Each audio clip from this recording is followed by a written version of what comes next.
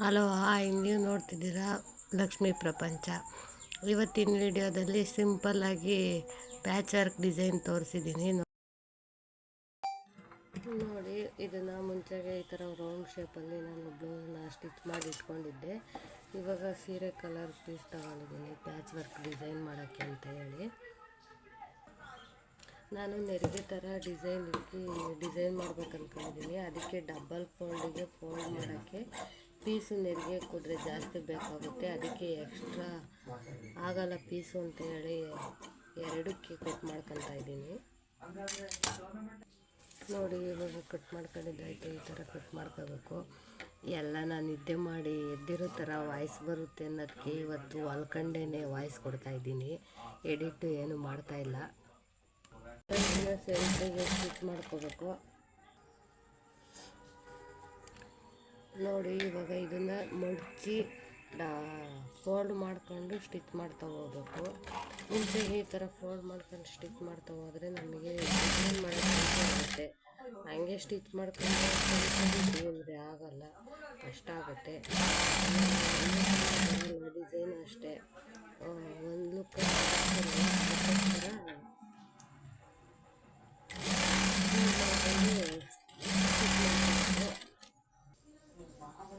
ನೋಡಿ. ಇವಾಗ ಇದನ್ನು ಸಮಕ್ಕೆ ಕಟ್ ಮಾಡ್ಕೋಬೇಕು, ಇಲ್ಲಾಂದರೆ ನೀಟಾಗಿ ಬರೋಲ್ಲ.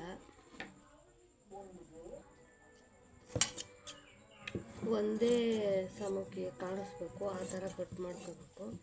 ಒಂದು ಕಡೆ ದಪ್ಪ ಒಂದು ಕಡೆ ಸಣ್ಣ ಆದರೆ ಮತ್ತೆ ಲೇಸ್ ಹಾಕುವಾಗ ಪ್ರಾಬ್ಲಮ್ ಆಗ್ತದೆ. ಅದಕ್ಕೆ ಇವಾಗಲೇ ಕಟ್ ಮಾಡ್ಕೋಬೇಕು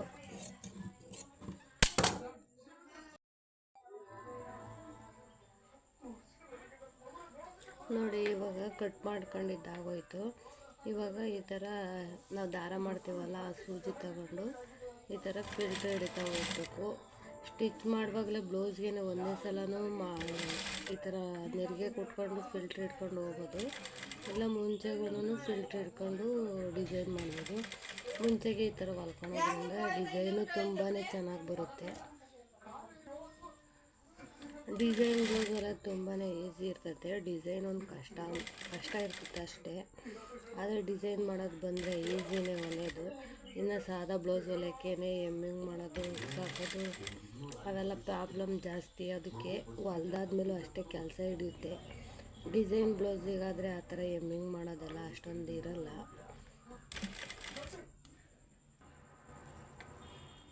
ಇವತ್ತು ಹೊಲ್ಕೊಂಡೇ ಹೇಳ್ತಾ ಇದ್ದೀನಿ.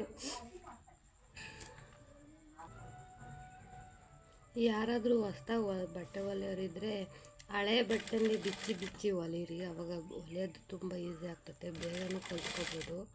ಹಳೆ ಬಟ್ಟೆನೇ ಸ್ಟಿಚ್ ಮಾಡ್ತಿದ್ರೆ ಆಮೇಲೆ ಕಟ್ಟಿಂಗ್ ಒಂದು ಯೂಟ್ಯೂಬಲ್ಲೇ ನೋಡಾದರೂ ಕಲ್ತ್ಕೋಬೋದು. ಇವಾಗ ಕಲಿಯೋಕ್ಕೆ ಹೋಗ್ಬೇಕಂತ ಏನಿಲ್ಲ, ಇಂಟ್ರೆಸ್ಟ್ ಇದ್ದರೆ ಮನೇಲೇ ಕಲಿಬೋದು. ಯಾವುದೇ ಕೆಲಸ ಮಾಡಬೇಕಾದ್ರೂ ಫಸ್ಟು ಇಂಟ್ರೆಸ್ಟ್ ಇರಬೇಕಷ್ಟೇ. ಇಂಟ್ರೆಸ್ಟ್ ಇಲ್ದಲೇ ಏನು ಮಾಡೋಕ್ಕೆ ಆಗಲ್ಲ ನೋಡಿ. ಇವಾಗ ಈ ಥರ ಬಂದಿದೆ. ಇದನ್ನು ಬ್ಲೌಸಿಗೆ ಸ್ಟಿಚ್ ಮಾಡಬೇಕು. ನಾನು ಮುಂಚೆನೇ ಬ್ಲೌಸು ಸ್ಟಿಚ್ ಮಾಡ್ಕೊಂಡಿಲ್ಲ. ಈಗ ನೋಡಿ ತುಂಬಾ ಈಸಿ ಆಗುತ್ತೆ ಸ್ಟಿಚ್ ಮಾಡೋದು, ಏನು ಕಷ್ಟ ಅನಿಸಲ್ಲ. ಇದ್ರ ಮೇಲೆ ಇಟ್ಕೊಂಡು ಮಾಡೋಕ್ಕಾದ್ರೆ ಇಷ್ಟೊಂದು ನೀಟಾಗಿ ಬರೋಲ್ಲ, ಚೆನ್ನಾಗಿ ತಪ್ಪಾಗುತ್ತೆ. ನೋಡೋಕ್ಕೂ ಚೆನ್ನಾಗಿ ಕಾಣಿಸ್ತಾರಲ್ಲ, ಆ ಥರ ಆಗ್ಬಿಡುತ್ತೆ. ಇವಾಗೆಲ್ಲ ಫಿನಿಶಿಂಗು ಚೆನ್ನಾಗಿದ್ರೇ ಬ್ಲೌಸಲ್ಲ. ಫಿನಿಶಿಂಗ್ ಇಲ್ಲ ಅಂದರೆ ಫಸ್ಟ್ಗೆ ನನಗೂ ಆಗ್ತಿತ್ತು. ಅವಾಗ ಬರ್ದಲೇ ಫಿನಿಶಿಂಗ್ ಇಲ್ಲ, ಫಿನಿಶಿಂಗ್ಗೆ ನೀಟಾಗಿ ಕೊಡಲ್ಲ ಅಂತ ಕಂಪ್ಲೇಂಟ್ ಬರೋದು ಕಸ್ಟಮರ್ ಹತ್ರ. ಇವಾಗೇನಿಲ್ಲ, ಇವಾಗ ಫಿನಿಶಿಂಗ್ ಎಲ್ಲ ತುಂಬ ಚೆನ್ನಾಗಿರುತ್ತೆ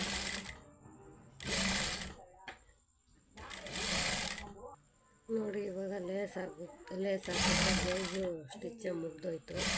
10 ನಿಮಿಷದಲ್ಲಿ ಪ್ಯಾಚ್ ವರ್ಕ್ ಡಿಸೈನೇ ಕಂಪ್ಲೀಟ್ ಆಗೋಗ್ತದೆ. ಸಿಂಪಲ್ಲಾಗೂ ಇದೆ, ನೋಡೋಕ್ಕೆ ಚೆನ್ನಾಗೂ ಕಾಣಿಸುತ್ತೆ ನೋಡಿ. ಇದಕ್ಕೆ ಸ್ಟಿಚ್ ಮಾಡೋಕ್ಕೇನು ಜಾಸ್ತಿ ಟೈಮೇ ಬೇಕಾಗಿಲ್ಲ. ಆದರೆ ಇದಕ್ಕೆ ಬೇಕಾದರೆ ಮಣಿನೂ ಹಾಕೋಬೋದು. ಮಣಿ ಇಲ್ಲಾಂದರೆ ಸ್ಟಿಚ್ ಮಾಡಿ ಇದಕ್ಕೆ ದಾರ ಹಾಕಿ ಕೊಡ್ಬೋದು, ಟ್ಯಾಗ್ ಹಾಕಿ. ಯಾವ ಥರ ಬೇಕಾದರೂ ಡಿಸೈನ್ ಮಾಡ್ಬೋದು. ನಾವು ಮಾಡೋದ್ರಲ್ಲಿ ಇದೆ ಅಷ್ಟೇ. ಇನ್ನೂ ಸ್ಟಿಚ್ ಹಾಕಬೇಕು ಲೇಸ್ ಮೇಲೆ, ಇಲ್ಲಾಂದರೆ ಬಿಚ್ಕೊಳ್ಳುತ್ತೆ. ಡಬಲ್ ಸ್ಟಿಚ್ ಹಾಕಿದ್ರೇ ನೀಟಾಗಿ ಬರುತ್ತೆ. ನೋಡಿ ಈ ಥರ ಫಿನಿಶಿಂಗ್ಗೆ ಆಗೋಯ್ತು.